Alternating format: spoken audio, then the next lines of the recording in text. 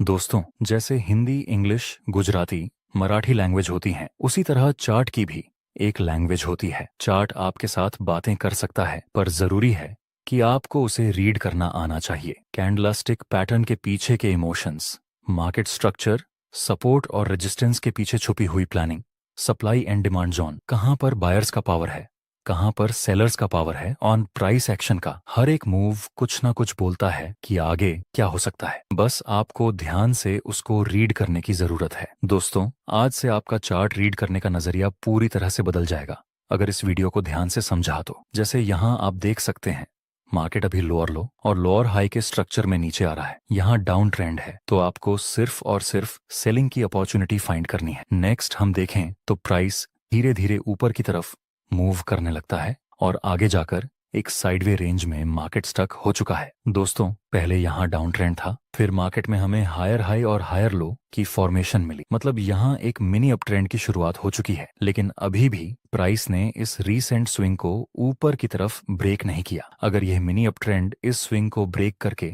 ऊपर की साइड जाता है, तभी हम इसको प्रॉपर अपर ट्रेंड कंसीडर कर सकते हैं। लेकिन फिलहाल तो ये on all over downtrend ही है, लेकिन हम ये मिनी अपर ट्रेंड को भी इग्नोर नहीं कर सकते।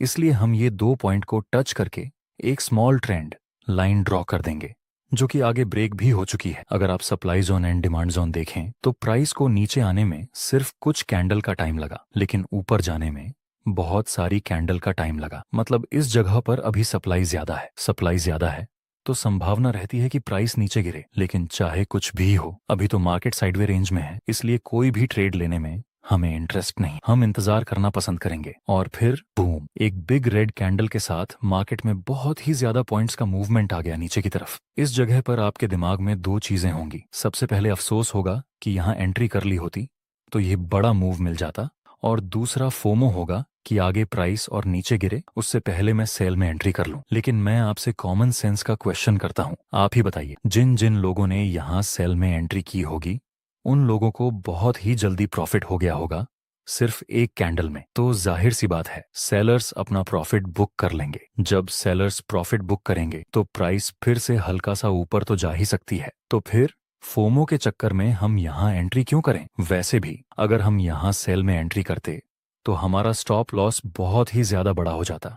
इसलिए भी हम यहाँ एंट्री नहीं कर सकते। अभी भी हम इंतजार ही करेंगे। और मजे की बात यह है कि ज्यादा सेलिंग की वजह से यहाँ सप्लाई जोन क्रिएट हो चुका है, इसलिए यह पूरी साइडवे मूवमेंट को हम सप्लाई जोन की तरह यूज कर सकते हैं। यहाँ भी सप्लाई ज्यादा थी और यहाँ भी सप्लाई ज्यादा थी, तो आगे हमें फिर से सेल में एंट्री करने का मौका मिल सकता है। नेक्स्ट हम देखें तो मार्केट थोड़ा सा नीचे आने के बाद धीरे धीरे ऊपर की तरफ मूव करने लगा और लास्ट में एक डोजी प्लस कंफर्मेशन कैंडल की फॉर्मेशन मिल चुकी है। सप्लाई जोन के पास अब हम सेल में एंट्री कर सकते हैं। प्रॉफिट टारगेट यहाँ पर रखेंगे और स्टॉप लॉस डोजी कैंडल के हाई से थोड़ा सा ऊपर। नेक्स्ट हम देखें तो हमारा प्रॉफिट टारगेट हिट हो चुका है। दोस्तों, ये जरूरी नहीं कि हमारा प्रॉफिट टारगेट हिट हो गया, जरूरी ये है कि हमने इस जगह पर सेल में एंट्री क्यों नहीं की। यहाँ भी शूटिंग स्टार और कंफर्मेशन कैंडल बनी थी इस रेजिस्टेंस के पास, जो पहले सपोर्ट था, और डाउन ट्रेंड तो था ही। प्राइस एक्शन के अनुसार यह भी सेल का सिग्नल है, लेकिन हमने यहाँ एंट्री नहीं की क्योंकि यहाँ एक ट्रेंड लाइन बन सकती थी जो पहले रेजिस्टेंस का काम करती थी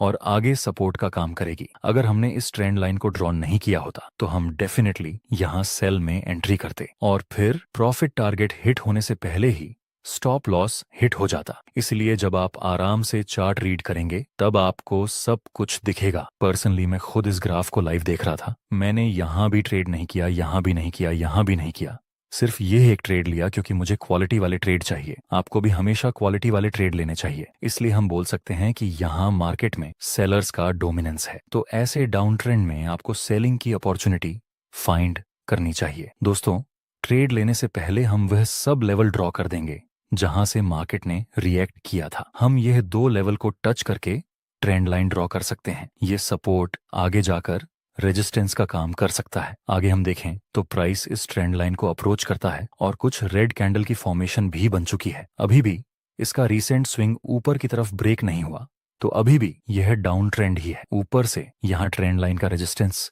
और ये इंपॉर्टेंट रेजिस्टेंस भी, ये दो इंपॉर्टेंट लेवल के पास हमें बेयरिश कैंडल की फॉर्मेशन मिली और ट्रेंड भी डाउन का है। अगर हम यहाँ सेल में एंट्री करेंगे तो हमारा स्टॉप लॉस बहुत ही स्मॉल रहेगा और प्रॉफिट टारगेट इस सपोर्ट के पास मतलब प्रॉफिट टारगेट बड़ा रहेगा। क्या हमें यहाँ सेल में एंट्री कर लेनी चाहिए? नहीं, डाउन ट्रेंड है, ट्रेंड लाइन के पास बेरिश कैंडल की फॉर्मेशन मिली, फिर भी आपको सेल में एंट्री नहीं करनी चाहिए। यहाँ क्यों एंट्री नहीं करनी चाहिए, इसका रीजन जानने के लिए आपको करेक्टिव और इम्पल्सिव मूव का छोटा सा कॉन्सेप्ट समझना चाहिए। देखिए, जब मार्केट किसी अपर ट्रेंड में होता है, उसे समय बीच बीच में जो डाउन मूव मिलती है उसको हम करेक्टिव मूव बोलते हैं, और अपर ट्रेंड के दौरान जो भी अपर साइड के मूव मिलते हैं उसको हम इम्पल्सिव मूव बोलते हैं। जैसे यहाँ एक अपर ट्रेंड था तो जितने भी डाउन मूव मिले उसको हम करेक्टिव मूव कहेंगे, और जितने भी अपर साइड के मूव मिले उसको हम इम्पल्सिव मूव कहेंगे। उसी तरह जब कोई डाउन ट्रेंड होता है उसमें जितने भी अपर साइड के मूव मिलते हैं उसको हम करेक्टिव मूव बोलते हैं, और जितने भी डाउन साइड के मूव मिलते हैं उसको हम इम्पल्सिव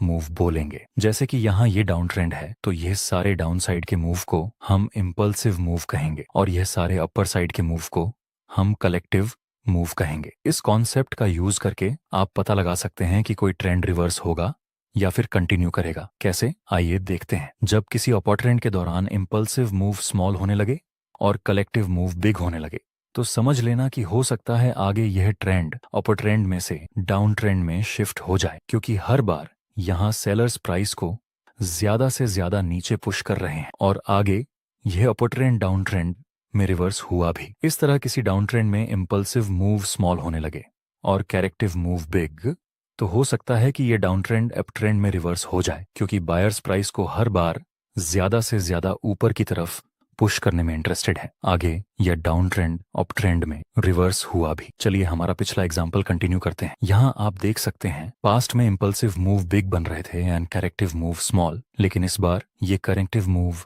बहुत ही ज्यादा बड़ा बन चुका है पिछले सब करेक्टिव मूव के कंपैरिजन में। तो हो सकता है यह डाउन ट्रेंड अब एंड हो जाए और एक अप ट्रेंड देखने को मिले। इस वजह से हम यहाँ पर ट्रेंड लाइन के पास बेयरिश कैंडल की फॉर्मेशन मिलने के बावजूद भी सेल में एंट्री नहीं कर सकते। आइए देखते हैं आगे क्या होता है। एंड में प्राइस ने ट्रेंड लाइन को ब्रेक कर दिया और यह रीसेंट स्विंग भी ब्रेक हो चुका है। सो अब ये एक प्रॉपर अप ट्रेंड की फॉर्मेशन हो चुकी है। नाउ ये अप ट्रेंड है तो हम बाय की अपॉर्चुनिटी फाइंड कर सकते हैं। आगे हम देखें तो प्राइस हल्का सा नीचे आता है और डोजी प्लस कंफर्मेशन कैंडल की फॉर्मेशन बन चुकी है। दोस्तों, अब हम बाय में एंट्री कर सकते हैं। स्टॉप लॉस रखेंगे इस डोजी के लो से थोड़ा सा नीचे।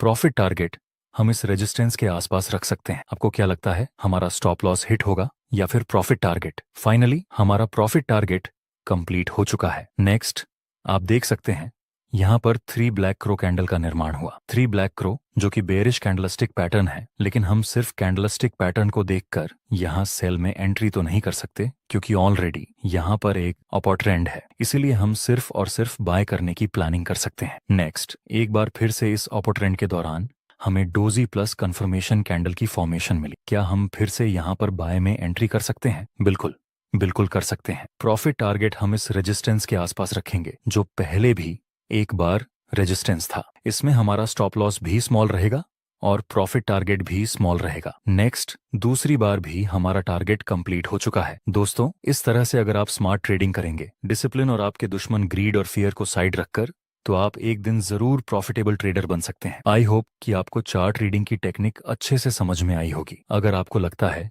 कि आपने इस वीडियो से कुछ भी सीखा है तो वीडियो को लाइक, शेयर और सब्सक्राइब जरूर करें, और अगर कोई क्वेश्चन हो तो कमेंट बॉक्स में जरूर पूछें। साथ ही अगला वीडियो आप किस टॉपिक पर देखना चाहते हैं ये भी कमेंट में जरूर बताएं। अगर जिस आप टॉपिक हमारे की सबसे चैनल पर ज्यादा नए डिमांड हैं होगी हम उस तो पर चैनल को सब्सक्राइब और बेल आइकन बटन दबाना ना भूलिए, और नए अपडेट्स इस चैनल पर मिलते रहेंगे।